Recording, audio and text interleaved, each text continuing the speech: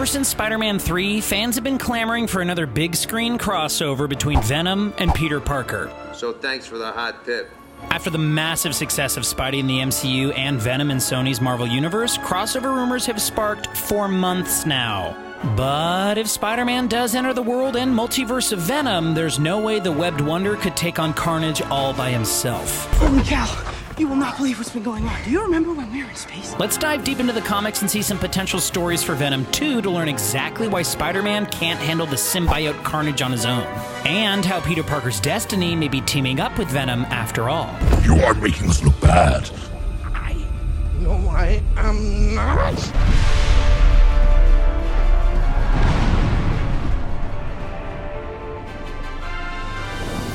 In 2020, Tom Hardy's Venom is scheduled to return to the big screen and square off against his symbiote offspring Carnage. While Venom's brutality and power is often more than Spider-Man can handle, Carnage is a new level of savagery and strength. With Sony and Marvel sharing custody of the Spider-Man properties, the potential exists that Venom could call in some help from the friendly neighborhood Spider-Man. But will that be enough?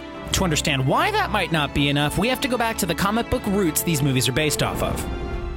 Eddie Brock and Venom may have gotten their own origin story together on the big screen, but Peter Parker was an integral part of the original comic book story, and there's still plenty of room for him to fit into it on the big screen. After the iconic red and blue Spidey suit got destroyed, Parker uses a machine he thinks is a fabric replicator, dons a new black suit with white details, and only some time later does he find out the suit is actually an alien life form, the symbiote we all know as Venom. In retrospect, it seems obvious that things go terribly wrong when donning a suit like this. Who goes into a strange science lab on a mysterious battle planet and lets a thing scan you to give you a suit that responds to your thoughts? Of course, that's going to be a rogue member of an alien race of symbiotes genetically altered by the Kree and then abandoned by its people, who would then become obsessed with the person it bonded with. It's a tale as old as time. When the symbiote was separated from Peter and found a Spider-Man-hating duo act with Eddie Brock, one of Spider-Man's deadliest foes, Venom was born. But since this was a comic book in the late 80s and 90s, a giant monster version of Spider-Man wasn't hardcore enough. So Venom had an offspring that bonded with a serial killer named Cletus Kasady, giving rise to Carnage. On the surface, Carnage just seems like an alternate costume version of Venom. Venom retains that cool black and white look of the symbiote Spider-Man outfit, while Carnage does a red and blue color scheme like Spider-Man's traditional look. But Carnage is so much more than a costume alternate look for Venom. The hows and whys of that mean that Carnage is not something that Spider-Man can handle on his own, or Venom for that matter, even with his own film franchise. Here's why Carnage ends up being too much for Spider-Man to handle. Symbiotes aren't really born with a personality. They get that by bonding with a host, taking on that host's obsessions. This is why, despite all of Venom's brutality, what he really wants is to be a hero. He just has no idea how to go about it and doesn't have any of the moral benchmarks that humans have about killing and causing harm. It's not just that he'll eat bad guys, but if he ends up killing some of the people he's trying to defend, it doesn't faze him. It does, however, faze Eddie Brock. This keeps Venom more or less in check and has on occasion made Venom an anti-hero. But Carnage bonded with a serial killer who has no qualms about killing and is in fact a big fan.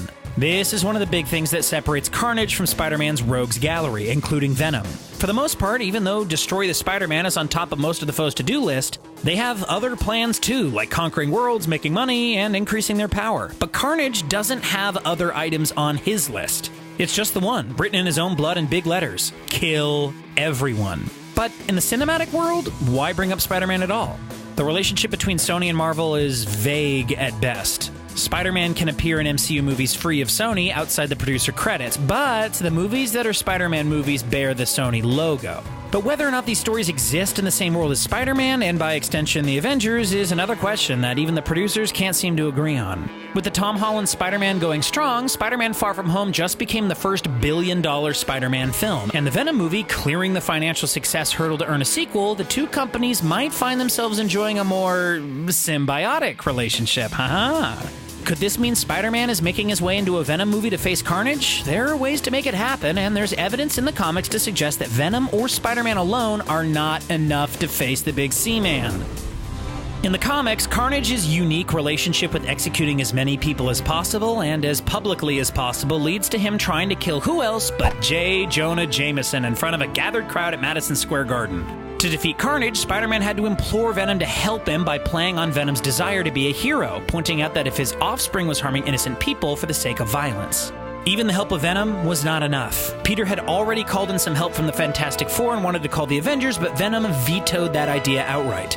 Venom and Spider-Man were able to beat Carnage in the most metal way possible, literally. The crowd at Madison Square Garden was there for a heavy metal concert, and while Venom occupied Carnage, Spider-Man was able to turn it up to 11 and stun Carnage, using the Fantastic Four's sonic gun to subdue Venom when he turns on Spider-Man after taking out the sea monster. This is with a Venom that's had some time with both Spider-Man and Eddie Brock, a Venom who's grown into his role.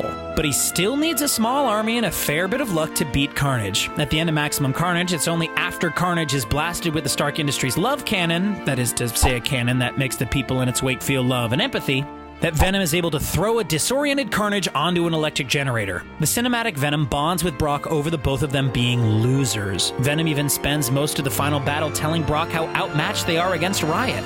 Like a regular villain, Riot had a plan to bring the symbiotes to Earth and take over the Earthlings. It's during the execution of this plan that Venom is able to defeat Riot, not head on.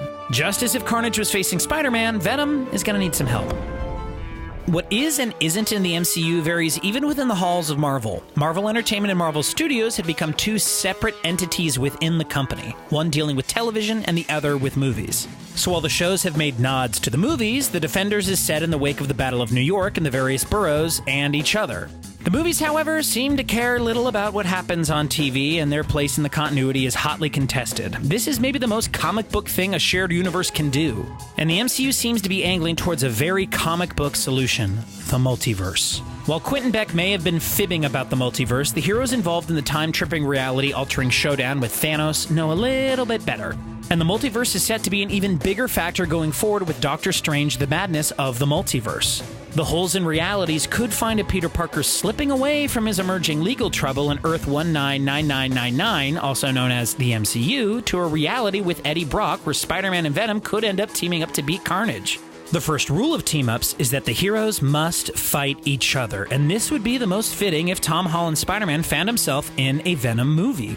It would also give the Venom symbiote a chance to get in on that sweet, sweet Peter Parker morality and sense of justice. This could help Eddie Brock push Venom towards the role of anti-hero a little bit easier. But Venom would have to return to Brock to fight off someone like Carnage so they could team up with Spider-Man. Neither Venom nor Spider-Man by themselves are enough to beat Carnage on this big screen or in the comics. But could Spider-Man be enough? Would he have to call in help? We already know that calling in the Avengers isn't an easy thing after Spider-Man Far From Home. Many of the anti-Carnage team from Maximum Carnage are already in the MCU, but Captain America is retired. Morbius, however, is set to be part of Sony's expanding side universe of Marvel titles it still holds the rights to, and could appear to help save the day and set up its own movie. Audiences shouldn't expect the rest of the team to show up, though. Special Stark Tech may play a factor, maybe not the love gun, though.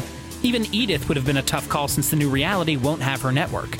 In fact, this will end up being Spider-Man's biggest hurdle. If he's slipped from one reality to another, he won't have the access to Edith or Stark Industries and all that sweet tech that can be 3D printing new suits on the flight from the Netherlands to London.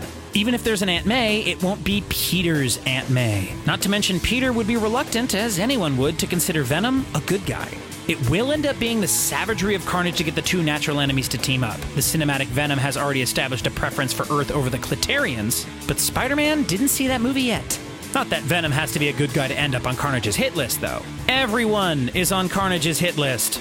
Tom Hardy's Venom movie does end with him adopting the anti-hero life with his lethal protector mode by way overreacting to an attempted liquor store robbery. Before Carnage gets into his villainous ways, Eddie and Venom are gonna have to work on their relationship a little bit more. Since this is a Venom movie and not a Spider-Man movie, we can expect that to be the main focus of the film. At a certain point, though, Tom Holland in a Venom movie starts to make it a Spider-Man movie instead of a Venom movie. So if Spider-Man trips the multiverse fantastic, he might have only brief interactions with Venom, maybe even showing up at the last second to help save the day, or early on to give Venom the edge he needs. We'll have to wait until Venom 2 hits theaters to see if it even involves Spider-Man or how it will affect the MCU multiverse. With rumors that a live-action adaptation of the Spider-Verse is being considered, Spider-Man tripping through the multiverse to be part of the story of a villain so intimately tied to him would help set that up. Either way, Spider-Man and Venom might need some help taking down Carnage. That's why Spider-Man can't handle Carnage on his own and how it might play out in the upcoming Venom sequel. Let us know what you think. Do you want to see Spider-Man in the Venom franchise? Who do you think they call in for help? Let us know in the comments, and while you're there, be sure to subscribe and ring that notification bell to form a symbiotic relationship with your inbox in the latest videos. Thanks for watching!